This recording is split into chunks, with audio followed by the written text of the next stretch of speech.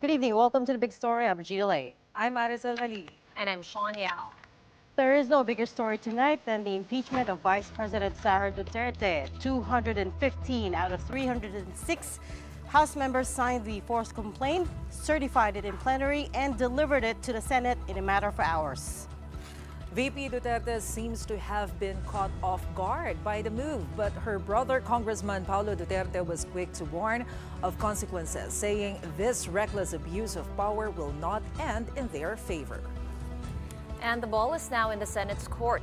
The chamber will have to decide if it will convene as an impeachment court during the break. Tonight, we will be speaking to Representatives Garin and Chua, as well as Senator Bato de la Rosa, to try to get some answers, so do stay with us for that.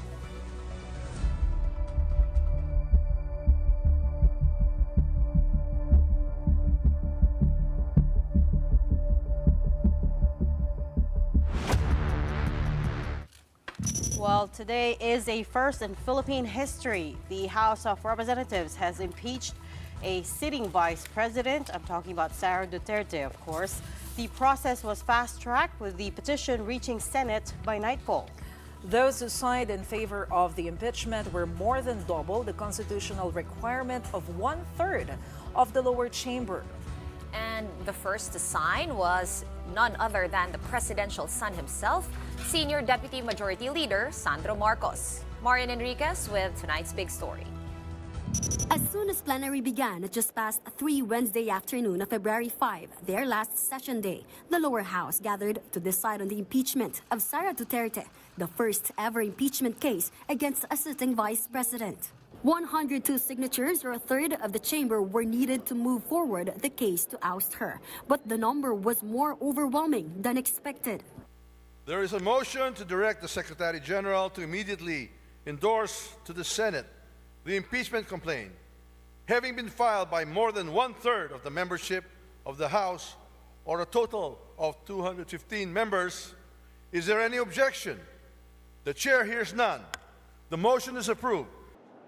The presidential son himself, House Senior Deputy Majority Leader Sandro Marcos, was earlier reported to have been first to sign the complaint. Later on, reporters were able to get a hold of copies of the signature sheet, which did show Sandro at number 1, followed by Congressman Don Gonzales, Manix Dalipe, JJ Romualdo, and JJ Suarez. Signature number 215 belonged to Speaker Martin Romualdez himself, according to the signature sheet. 6 articles were laid down as grounds for Duterte's impeachment. These are conspiracy to assassinate President Bongbong Marcos, his wife Liza, and his cousin House Speaker Martin Romualdez.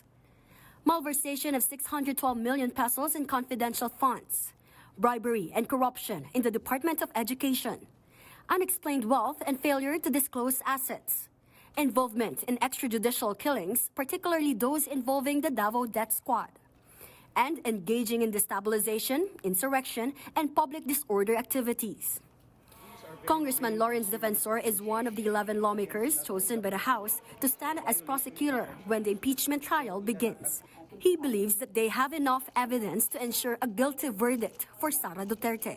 Matatag ang ebidensya, and ang ebidensya mismo nanggaling sa respondent o sa kinasuhan.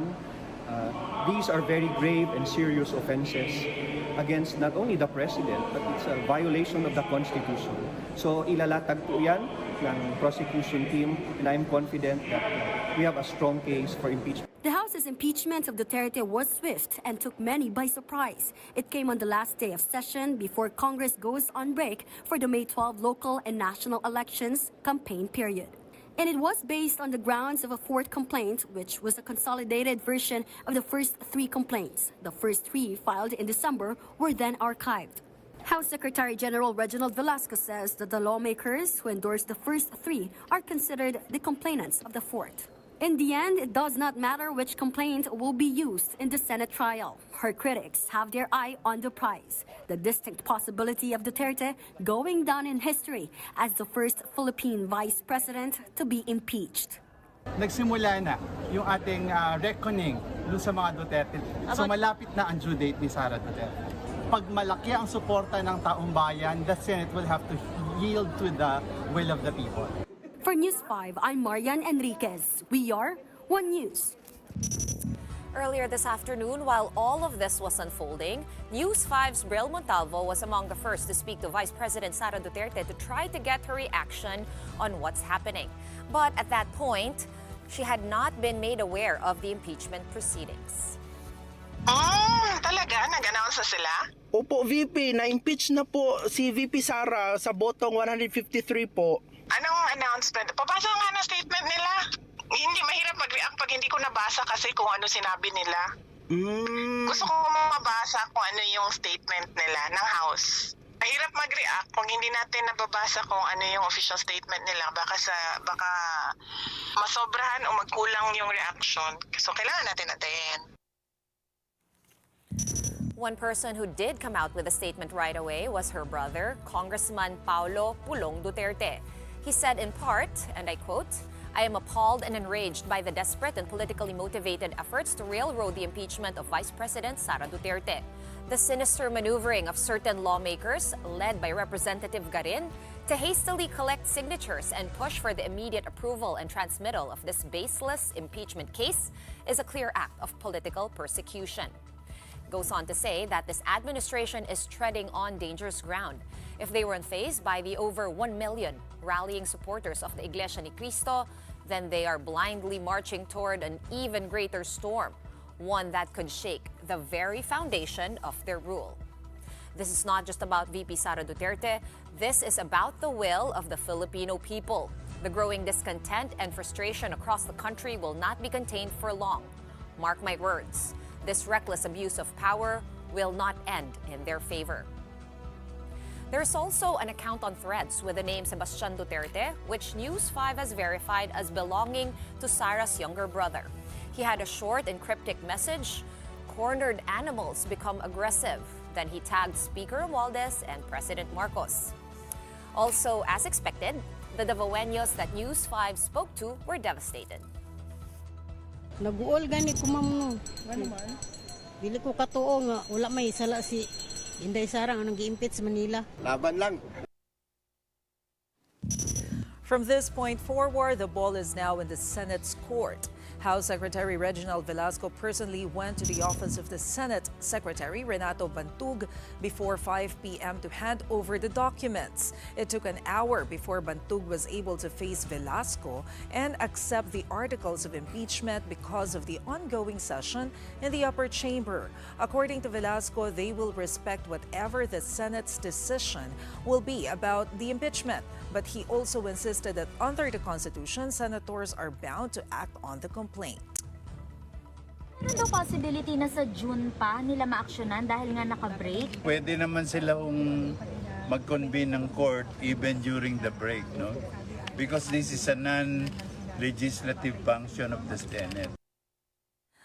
The Senate now needs to discuss in session when it will convene as an impeachment court. Today is their last session before going on recess to prepare for the midterm election campaign. As we speak, senators are still locked in discussions about various bills, and so far Duterte's impeachment is not on the agenda.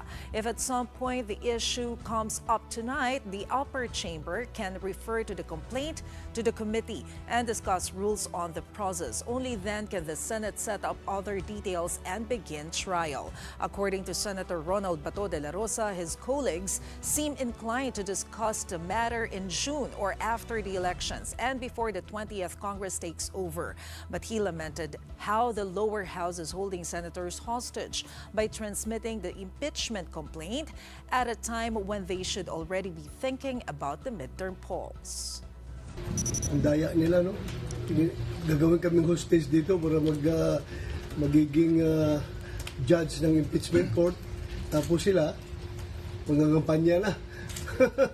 Kami dito ngayon, 24 of us will be sitting as judges of the impeachment court. Alam naman natin that itong impeachment is a political exercise. But still, as a sitting judge, I have to maintain my political neutrality. Except, of course, the Senate has already adjourned for the evening. With no mention. Without No mention addressing about the the articles of impeachment against Vice President Sara Duterte. We do know that Senate Minority Leader Coco Pimentel says it is still a possibility for Senate to waive its own rules and convene as an impeachment court. In other words, a quasi-judicial body and not as a legislative body, which they can't do anymore because Congress is in recess. And just to underscore as well the process, typically an impeachment process has to undergo scrutiny by the Justice Committee in the House first, then the committee submits a resolution to plenary, then where you need a 1/3 vote. But And there then is finally, another way, though. And then finally an endorsement To the which sends it to the Senate. So when you look at it like that, where typically it starts in the committee level, then if there's just cause, then it proceeds to the plenary level, and then they put it to a vote, and then finally transmit it. Talagang today's activities were compressed in a very short amount of time. They did provide like a super highway, right, to make it, to fast forward the proceedings, which is what they did today. And I believe this would be the third impeachment in recent years. And they have taken different routes to try to, diba? Yung iba nire-refer talaga, they go through this longer process, but some they just do under, I think it was House Speaker Manny Villar, who was the one who did a shortcut as well. Yeah, during the time of former President Erap. So again, it's a very historic day by a lot of measures, but also because, as you correctly pointed out, she is just the third official of the land to be impeached. The first being former President Joseph Erap Estrada, then Chief Justice Corona, and now Vice President Sara Duterte. First Vice President, so it's still historical. That's But right. also technically, Erap was not actually impeached. Everybody went to EDSA and he kind of quit. And that's what. At this point, we're going to bring in Iloilo 1st District Congresswoman Janet Garin, whose name was mentioned by her colleague, Representative Paulo Pulong Duterte, who accused her of being behind the gathering of signatures for the impeachment. Good evening, Representative Garin. Thanks for being with us tonight. Good evening, moms. Thank you for the invitation. Since it was already in my intro, let's kick off with that. I know that you have already denied that you were the one who solicited the signatures when you appeared on our sister program StoryCon earlier this afternoon. But as we were just saying, by any stretch of the imagination, today's activities were fast-tracked, were railroaded. Everything happened within a span of a few hours. So there was a lot of activity going on behind the scenes. If it wasn't you, I wonder if you know who went around soliciting the signatures. Nobody went around to solicit signatures. When you endorse an impeachment, you have to go to the Secretary General, present yourself, and sign 7 original copies of the impeachment complaint. The impeachment complaint is quite the thick, no? Para siyang maybe 2 to 3 reams of paper, one paper. In other words, nobody solicited the signatures, but there was, of course, a consultative conference by the Partido Lakas and the NUP. So there's 2 political parties and I belong to the Partido Lakas. We were invited for a meeting, a consensus meeting around 10 o'clock in the morning. It was quite late because I had to attend to some of my prior engagements. But what was discussed there was the fact that there are already 3 and now we have the 4th impeachment complaint. And this is something that we cannot just sit on. And it went first. One of our Deputy Speaker, JJ Suarez, who we call Kong JJ, and they call me Kong J. Maybe that is where the confusion started. Kong JJ Suarez started explaining the contents of the fourth impeachment, many of us asked copies and everybody were browsing all of these papers. But there was a common consensus among many of the members. Everybody was saying, alam nyo, ito na yung pinag-usapan, ilang hearing na paulit-ulit. Mag-hearing ulit tayo sa Committee on Justice, and the answers, the documents are all there. It's a repeat of what has been discussed in the previous months and the previous other hearings in various committees. And that was when somebody asked, what if we forward it to the Senate and for the Senate to hear it? We were expecting probably a few members to endorse the fourth impeachment complaint. However, there was a swelling on the ground simply because members of Congress, almost all of us, understands our constitutional duty to act on the impeachment complaint, notwithstanding the fact that it is complete in form, in substance, and doon na kasi yung lahat ng mga ebidensya kasi paulit-ulit na itong na-discuss. And I'm focusing on the two major things that was being discussed by most of the congressmen. This was the confidential fund, though the Commission on Audit is not really mandated to look at it thoroughly still. There should be a direction where it was spent and how it was spent. And this was absent. The Vice President's office was given several opportunities to explain this, but it was not provided. Okay. And there was again their appeal or urging the Commission on Audit not to cooperate with the committee, the investigations in Congress. Then there was the issue on the DepEd. So it swelled like between two parties. And later on, some of us, like me, I did not stand up and speak before the members of Congress. But I asked some colleagues and told them, like, is it not unfair that the other members are not aware? Maybe it's for those who are not present and for those who are absent, maybe they should also be given a copy and let everybody decide on their own will and wisdom whether they will endorse the impeachment complaint or not. And it became 50, then 100, then suddenly it became 200. Then, to be honest, the signatures reached 225. Okay. But then it had to be tackled in Congress. So the other signatures were not considered anymore, no? Yung mga, they were considered upon verification, but in the actual report, it was pegged at 215. In other words, it's not a planned thing. It is something that just swelled. Maybe it's because all of us, most of us understands our constitutional duty. Understood, Kong Janet, can you hold that thought? Because I wanted to ask specifically about this fourth impeachment complaint. We have actually no 100% clarity on the matter. Is it actually a fourth impeachment complaint? Is this the fourth impeachment complaint that House Sec Gen Velasco has been talking about since last December? And also, who was, who penned it? Who was on the, kumbaga, core group nitong fourth complaint? Would you know who drafted it? Kumbaga, sino yung team leaders? It was a lot. There were people in the academe. There were a lot of lawyers, mostly NGOs. Marami, I can remember, I think was Attorney Ligutan. So kami kasi we really didn't know the personalities, but we were looking at the documents that were presented. And yes, this was the fourth impeachment complaint that has not been endorsed by a member of Congress because the process requires a member of Congress to endorse an impeachment complaint before it can be accepted. So and that was what happened.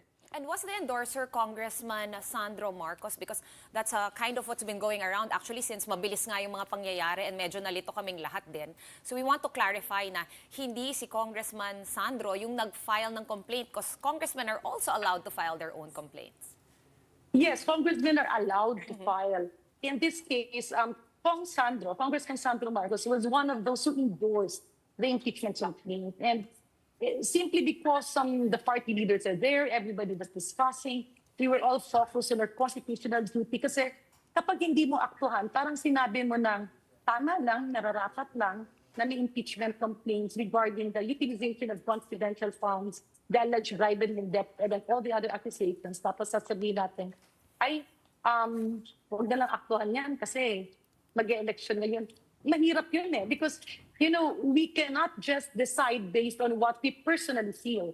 We have to decide based on our constitutional mandate and our obligation as legislators. Right. So that was what happened. There was swelling on the ground And it was not simply Congressman Marcos who stood up first. Medyo marami-rami. Pero syempre, when he stood up, people paved the way, no? And he signed, and then all the others signed. And then yung iba nga sabi, o teka, baka mas maganda maglinya na lang. And then the other political parties were also having their own meetings. Hindi kasi mahirap to explain yung content, no, ng impeachment complaint because these are issues that has been repeatedly tackled before many committee hearings in Congress. And then that led to 50 members. And then suddenly it became 80. And then it became 100 and then 150. And when the speaker was informed, initially I thought he will be signing as the 115th congressman. Pero andun yung mga pila, andun yung... It's just based on documents that we need to act on. It's our constitutional duty. So actually, it was going past 225 signatures, pero the kinat-off niyo na po at 215. And the number 215 signature actually belonged to House Speaker Martin Romualdez. But with the fourth complaint, it's a little bit confusing to us because we're getting different reports as well about it. An article on philstar.com, for instance, said they had spoken to Secgen Velasco, who said to them that the first three complaints were consolidated, and the complainants of those can be considered the same complainants as the fourth one. And then he also said that you can consider Congressman Sandro Marcos as the lead complainant of the fourth one. And this matters because he is the presidential son, and we're trying to understand where Malacanang sits in all of this. Yes, the three complaints were consolidated, but later on archived. Simply because that was, we didn't have, we cannot go back to the Committee on Justice. Halos pare-pareho yung complaints. The only difference is that this fourth complaint was more comprehensive. Okay, but I'd like to point out the position of Malacanang, particularly President Bongbong Marcos. Isn't this a defiance of what President Marcos wants to happen? Because he was very vocal a few months ago saying that this is not the right time to impeach Vice President Sara Duterte. And here we are. There's Representative Sandro Marcos nangunguna dun sa pagpirma, and then House Speaker Martin Romualdez also signed the impeachment. So how can we explain this? It's not a defiance, no? I mean, being son of the president is one thing. Being a legislator is another thing. And we understand the separation of the powers of the executive and the legislative. And in this case, if Congress will not endorse the impeachment complaint that is complete in form and substance, or will not even accept it, then that is against our constitutional duty. I do understand the intention of our president not to rock the boat. However, I believe what he has been receiving is portions of the news.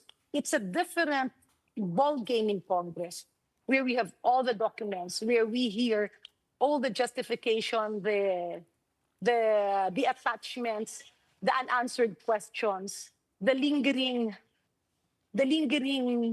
question on whether it's legal or it's illegal to have confidential funds spent on something that you won't even dare declare.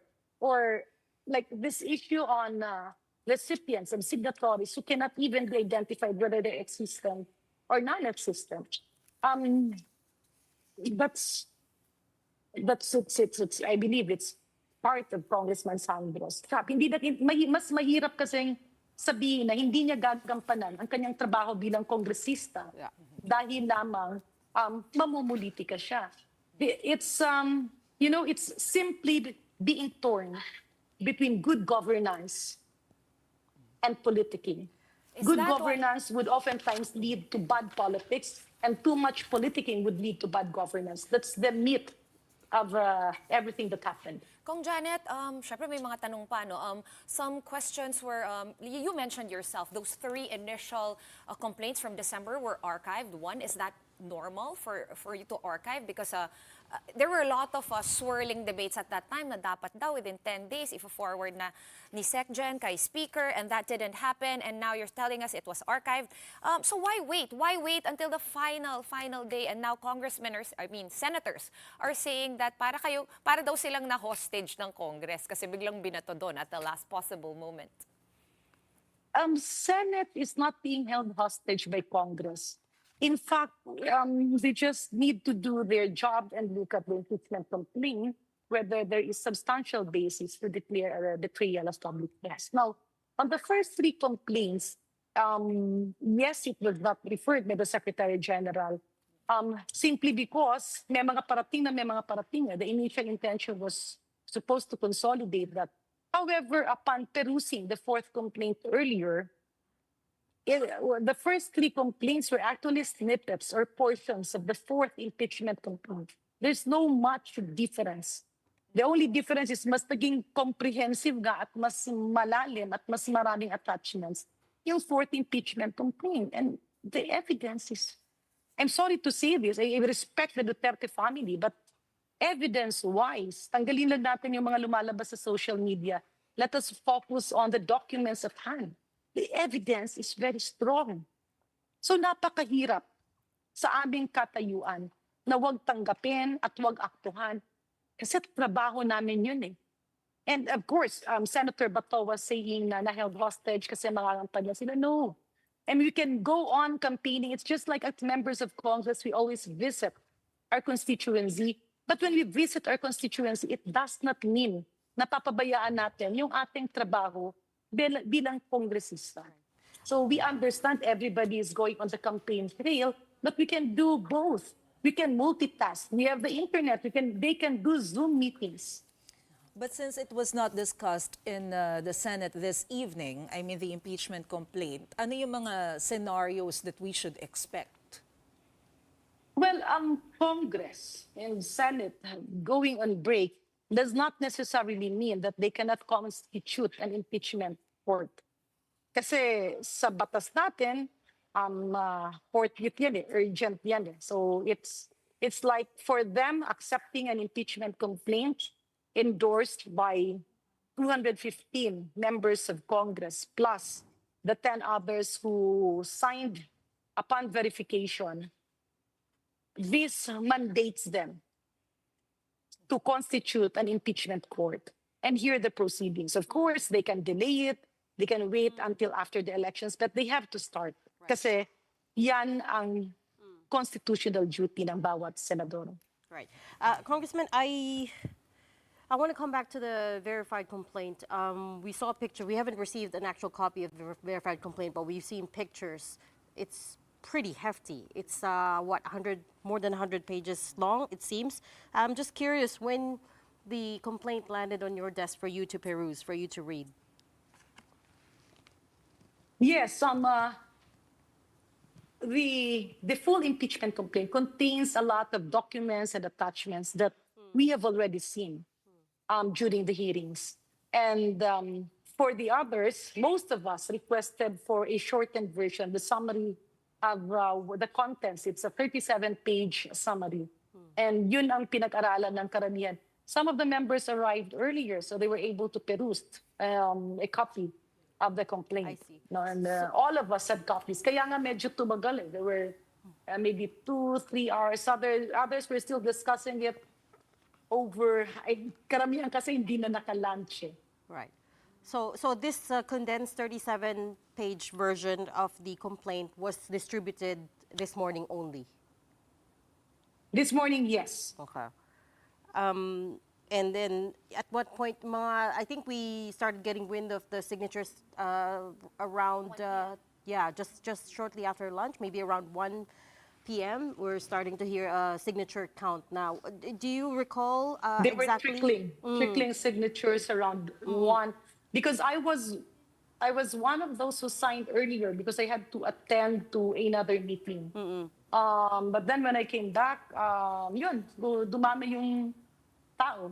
So I heard also your other interviews, Kong Garin. I think I listened to 3 of your interviews today. And I know that you said you arrived to to your caucus a bit late, right? And I believe that caucus was called for at 10 a.m. by the speaker. Can you confirm No, that? no, no, no. It was a party caucus. It was a party. So, lakas. Yeah, lakas. It was on my part. I just forgot. I received the call. I think from the majority leader or Congressman Jobo Aquino, one of them. Kasi may last day of session, marami yung mga tawagan. And I was a little bit late simply because I was going over the virology proposed bill as one of the BICAM conferees. So I arrived, I think, 10:30 or 10:40, somewhere around that time. At meron ng kopya yung iba, then I perused over it. But most of this kasi were very familiar. These were all the documents we were getting during the committee hearings. My question is, were you shocked at all? Or was it announced na, okay, the caucus tomorrow for the party will be discussing this? Or did you only find out that this was on the table when you arrived? Along with, of course, your party mates. Ilang beses na kasi pinag-usapan na, merong ito, tapos hindi naman totoo. So, a few people were joking, maglalast na yung Congress, baka ganito. But then this morning, andun na nga, initially, we thought maybe a few, kasi basically the question was, okay, we have 3 impeachment complaints. Now we have a 4th one. What are we going to do with this? Others were saying, yeah, okay, let's just convene with the Committee on Justice and talk about it. But others were saying, these issues are the same things that has been discussed repeatedly, exhaustively. And many of these documents, we already have possession of all these supporting documents and all these accusations. And then a few leaders of the party put forward a suggestion, then why don't we just transmit it to the Senate? And then somebody asked, what's the number? It's 1/3. They were talking about 103, 105. And others were saying, like, maybe Lakas and NUP combined, you can have like 110 signatures. But then the other political parties also came, they had their own consultation, and it just swelled. Right. Okay. Okay. We've run out of time, unfortunately, but we'll pick this discussion back up with you a little later on. Thank you so much for your time tonight. That was Iloilo 1st District Congresswoman Janet Garin. Up next, the House of Representatives has chosen 11 of its own to stand as prosecutors in the historic impeachment case of VP Sara Duterte. We'll speak to one of them, Congressman Chua, when the big story returns. Stay tuned.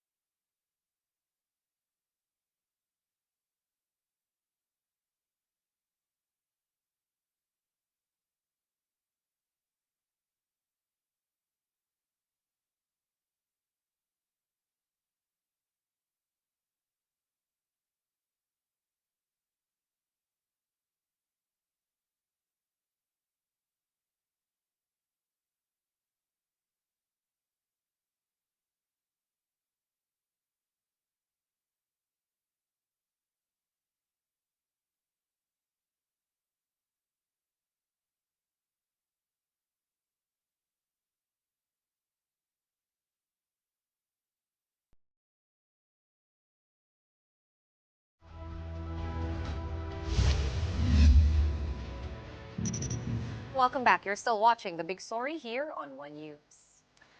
When the impeachment trial of Vice President Sara Duterte begins at the Senate, 11 members of the lower house will stand as prosecutors to defend the House decision to impeach her. The House has already named the members of this prosecution panel, and these are Representative Jervil Jinky Bitrix Luistro of Batangas 2nd District, Representative Romeo Acop, Antipolo 2nd District, Ramon Rodrigo Raj Gutierrez, One Rider Party List, Joel Chua, Manila 3rd District, Rao Angelo of Jill Bongalon, Ako Bicol, Loreto Acharon, General Santos, Lone District. We also have Representatives Marcelino Libanan, 4-piece party list, Arnan Panaligan, Oriental Mindoro, 1st District, Isabel Maria Zamora, San Juan Lone District, Lawrence Defensor, Iloilo 3rd District, Jonathan Keith Flores, Bukidnon, 2nd District. The appointed House members are all lawyers and members of the Philippine Bar. Our second guest tonight is one of the members of this prosecution panel, Manila 3rd District Representative Joel Chua. Good evening, Congressman Chua. Welcome back to The Big Story. You've had quite the busy day today. Hi, good evening, ladies. Yes, it's quite a very, very busy day. I think you're still in the house. Are you still You at are. Yes, we're still in the house. What are you What are you talking guys about? talking about? Yeah. We're just having dinner. Nagkaroon ng konting fellowship after the adjournment of the session. How's everyone feeling, Congressman? What's the mood there? Okay lang naman. We don't talk much about the impeachment. Medyo nagtatanong lang about the campaign. So, okay lang naman. 11 prosecutors from Congress. Paano po kayo napili? Well, to be honest with you, hindi ko rin po alam eh. My name just was suggested. So, during the plenary session, it was mentioned. So, that's it. Nobody talked to you personally, asked you if you want to be one of the prosecutors? Wala naman po. Wala naman po. So nagulat lang kayo? You just found out then? Sabay tayo, basically, no, when we found out na part po kayo ng prosecution panel. Well, siguro because of my background as chairman of the good government, so medyo familiar tayo dito sa case na ipa-file, no? Siguro mga 2 or 3 articles dito medyo familiar tayo because yun po yung mga naging laman ng ating pong committee hearing. Actually, we just spoke to Congresswoman Janet Garin. Yun nga yung sabi niya. Sabi niya, the reason kung bakit nga pinasa na sa Senate is because napag-usapan nyo na and familiar na kayo. And I was just thinking na that's probably why ito yung listahan, no? A lot of them were in the Quadcom because yun din yung mga lumabas sa articles. And then, of course, you in good government. Pero, matanong lang kong Joel, kailan nyo po nalaman na today is the day? Were you caught by Sorry, surprise? let me just close the loop on that conversation. Do you know who decided on the 11 prosecution panel members? Sorry, medyo, could you please repeat your question? Medyo mahina. Congressman, sino po nag-decide? If you weren't aware that your name was being floated as one of the members of the prosecution panel, sino po nag-decide by composition? It was read by the majority floor leader sa plenary. So, yun, sinuggest niya. So, siguro pag may mga kokontra, pwede naman sila magsabi na they're not interested. But wala naman pong kumontra. So only a few people decided on the list of 11, is what you're saying? Well, siguro kasi hindi naman lahat eh. Dahil, syempre, unang-una, siguro tinignan din nila yung familiarity namin about dun sa case. Isa siguro yon. And another thing is, syempre, mga pinili nila dyan, yung mga lawyers. So, siguro yun ang mga naging basis nila. Pero I guess the question is who usually decides, no? Na-curious na rin ako. Sino nga ba talaga yung, kumbaga may ganun bang rule na who gets to pick or internal discussion na lang yan sa majority or... Hindi, to be honest with you, hindi ko rin alam eh. Because it was just mentioned during the plenary. So, nung minention po yun, that's the time na... Kasi siguro if you're not interested, pwede ka naman sigurong magsabi na... You're not interested. Pero wala naman po sa aming hindi umano eh. Kasi siguro that is our constitutional duty rin eh. Right. Okay. Were you able to talk to the other prosecutors? Kong, kasama nyo ba sila sa dinner ngayon? Magkakasama kayo? Meron po dito. Yung iba po, hindi pa po umaalis.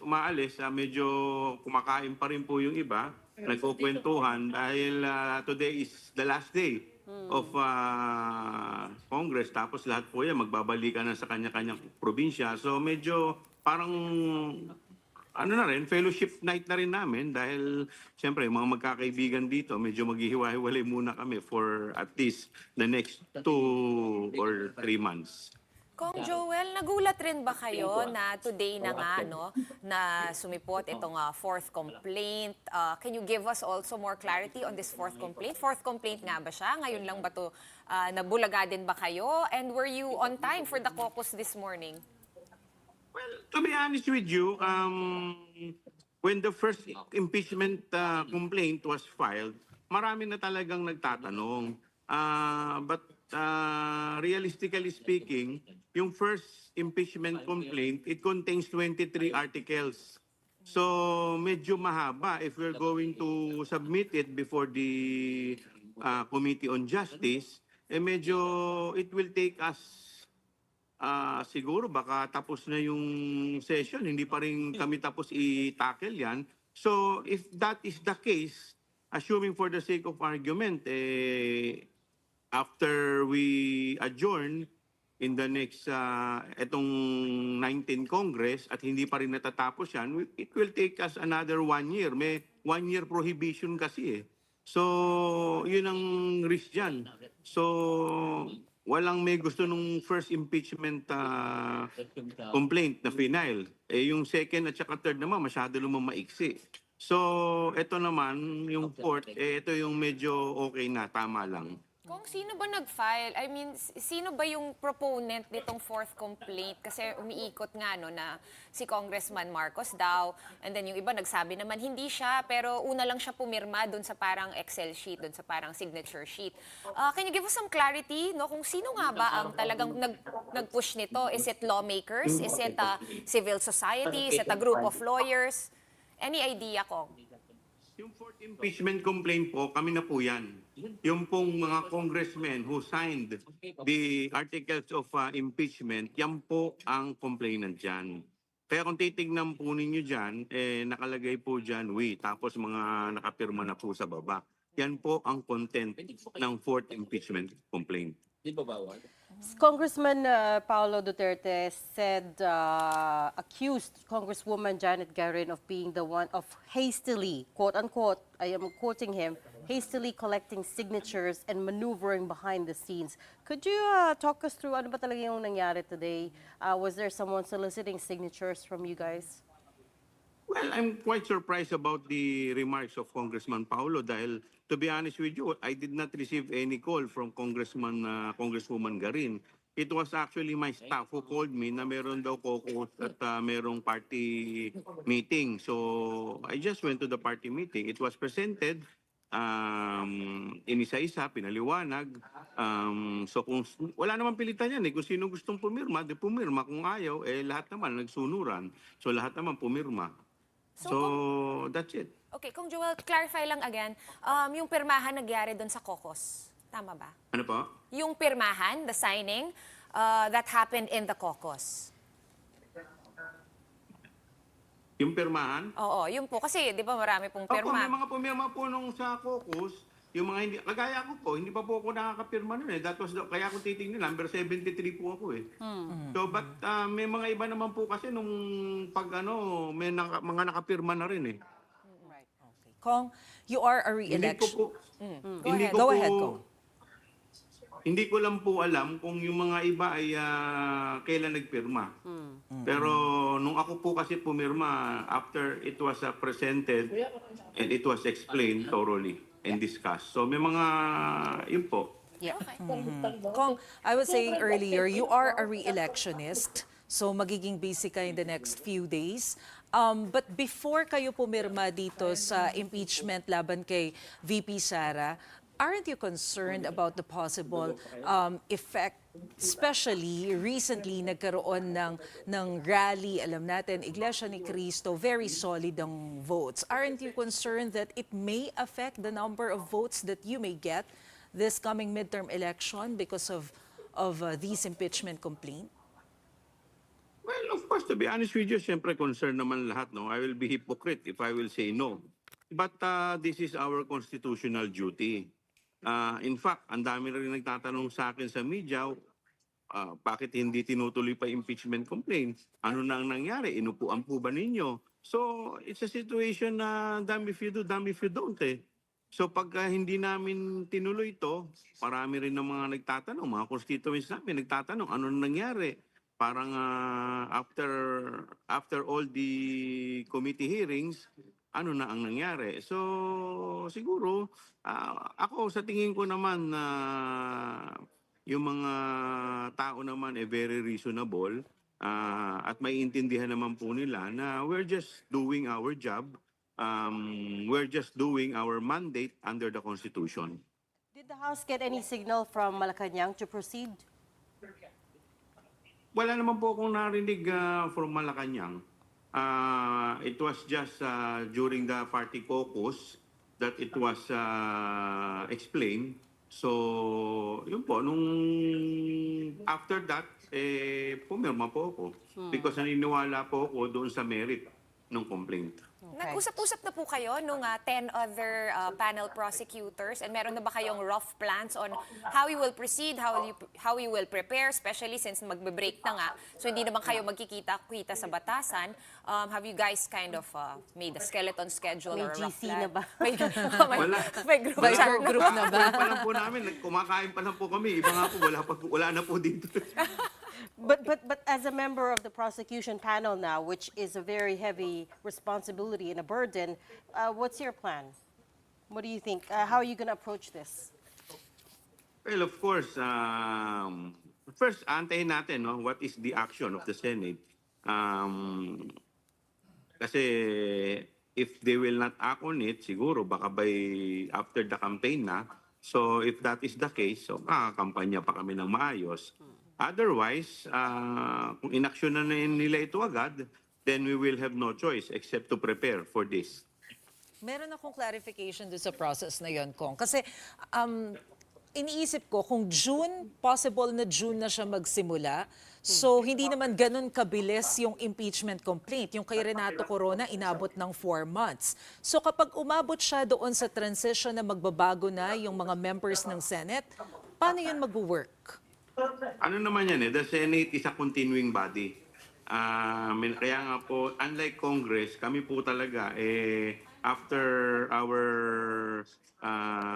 June 30, tapos na yung termo namin, mag-ano na kami. Pero unlike yung Senate, continuing body po yan, tuloy-tuloy lang. So sa amin siguro, yung mga hindi napapala rin, siguro magpapalit kami ng member ng prosecutors. Linawin lang natin kung yung itong continuing body, meaning as a quasi-judicial body that will be sitting Yes, as tuloy-tuloy lang sila. So meaning okay lang na magbago yung kalahating members. Kumbaga, tuloy-tuloy yes, kasi lang. may natitira pa namang 12 so tuloy-tuloy lang po yung kanilang function. So hindi siya back to zero. Hindi siya back to zero. Unlike Congress, pag pinasok po namin yan, like for example, inaksyon na namin yung first tsaka second or third impeachment complaint, pinasok namin sa Committee on Justice at pagdating po dito, natapos po yung Congress sa June. So back to zero po yun. So ibig sabihin, bibilang kami, mag-aantay po kami ng another 1 year. Dahil under the law, meron pong prohibition na kailangan pag hindi nyo natapos after 1 year, so may ban. What happens if the Vice President resigns before the trial concludes?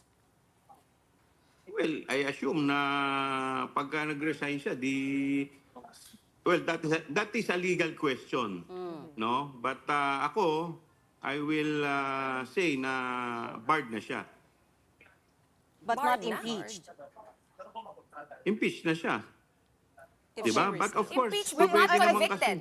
pwede naman kasing tanungin yan eh. Pwede naman yung tanungin sa court. Marami pang yan eh, magiging another question sa legality pagdating po sa But korte. what's your understanding of the law? Because you are a member of the bar, and that for me is a genuine question because I don't understand the law around this. What happens pag she voluntarily steps down then before she gets impeached, before she gets convicted pala?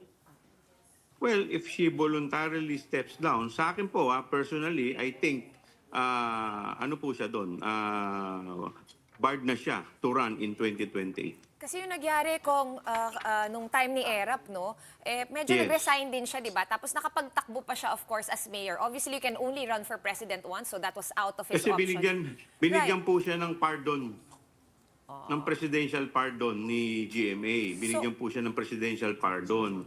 At yung pardon na yon unconditional. Nakalagay po dun sa pardon. So, ganun din naman ang nangyari kay Presidente Erap. Hindi rin naman natapos yung kanyang impeachment complaint. But he was barred to run for election in any position. But at that time kasi, nung binigyan siya ng pardon, kasama po dun sa pardon, ni-restore lahat ang kanyang rights, including the right to run for public office. Okay, VP Sara will be barred from running on the 2028 elections, pero hindi siya perpetually disqualified. Unlike kung ma-impeach siya. Kasama po yun, and then makakasuhan po siya. Pwede na po siyang kasuhan sa korte. Kahit hindi siya Kasi na-convict? ngayon po kasi, issue po yan. Kung siya po ay pwedeng kasuhan ng ombudsman. Diba? So, sinasabi po ng iba, mga legal experts, sabi nila, si VP Sara is not covered by the presidential immunity.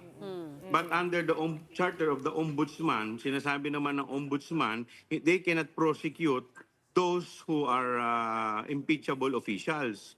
So, merong gray area dun sa dalawang yon, diba? So, with this, pwede na siyang kasuhan. Dahil siyempre, hindi na siya nakaupo. So, pwede na siyang kasuhan sa Office of the Ombudsman. If she were granted a pardon, would it also allow her to run again in future? Just like, kasi with former President Estrada's case, hindi natapos yung trial.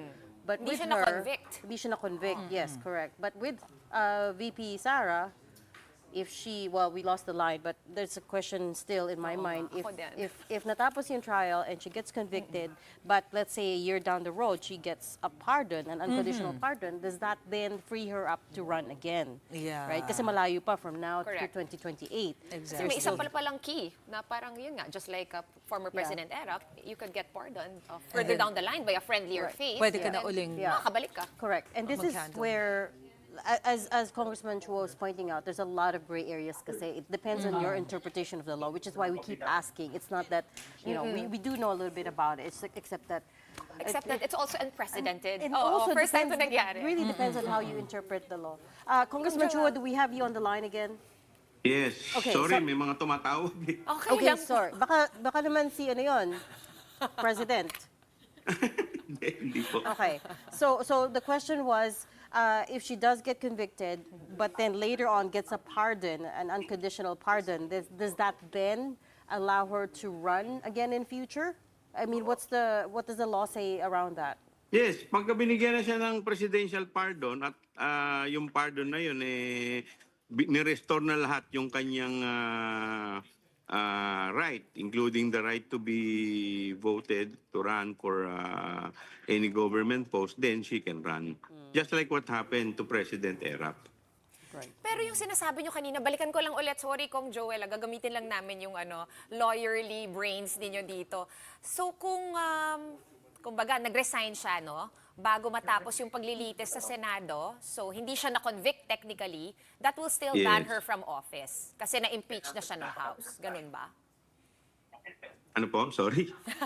Kunyari, na-impeach na siya, di ba? Let's say, hindi siya na-convict, nag-resign din siya, parang si President Erap. Matik na yon that she cannot run for any other position, public post ever again.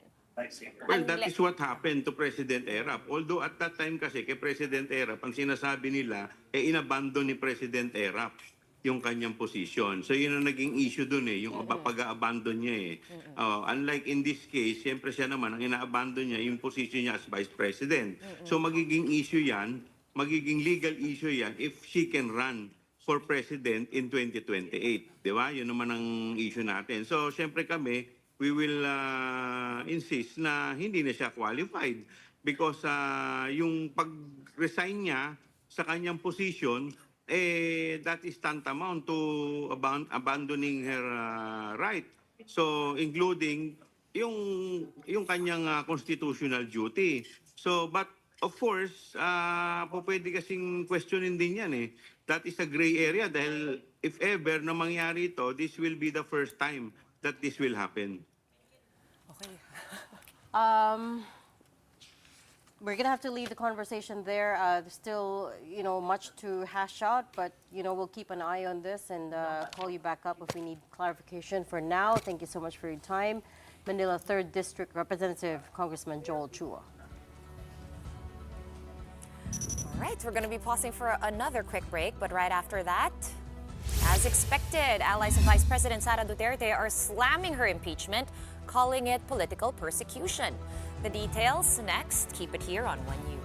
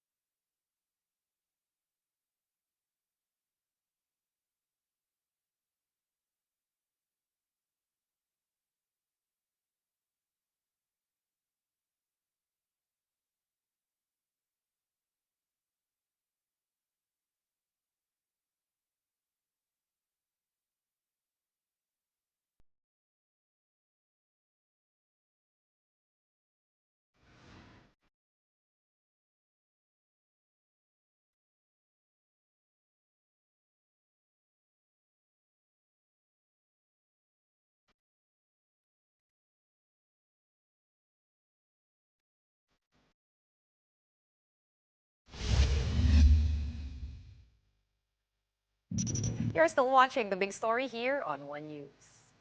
We're getting more reactions now on the impeachment filing, and as expected, allies of Vice President Sara Duterte condemned the House decision. Former Presidential Legal Counsel Sal Panelo said in a statement, as expected, the anti-forces have commenced the impeachment process against VP Sara. Having the numbers railroading the process is a foregone conclusion. These lawmakers obviously have not heeded the overwhelming voice of the people opposing the impeachment, nor have they respected the wish of PBBM to forego such a divisive and non-productive political endeavor that does not benefit a single Filipino. They have not learned the lessons of history. Indeed, whom the gods wish to destroy, they first make mad.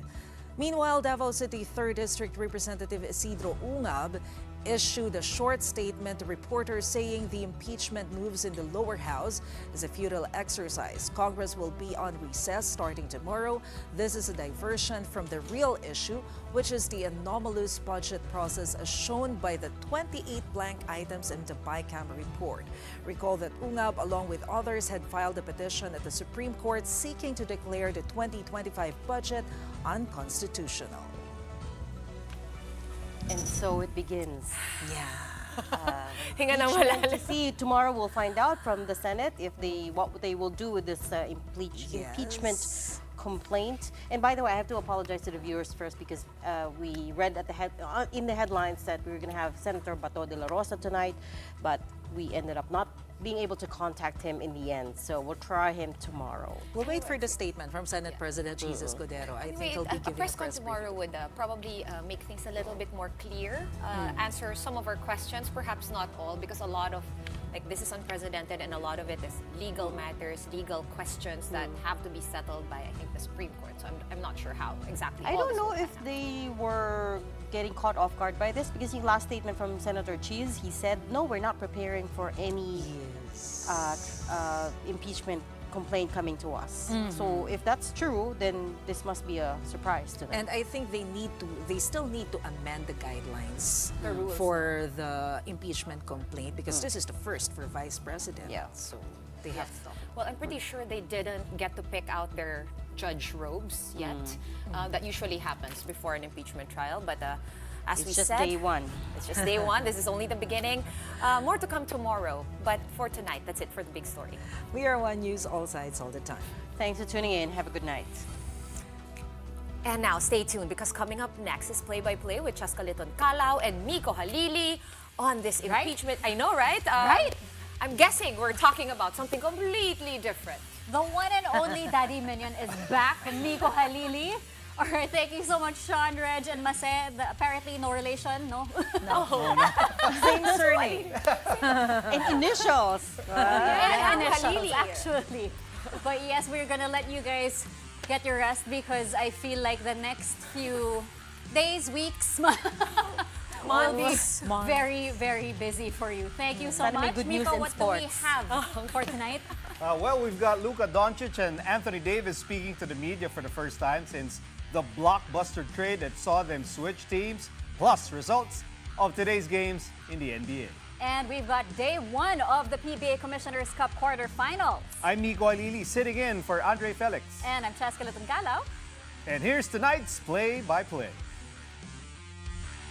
Ramiro, the show by Mama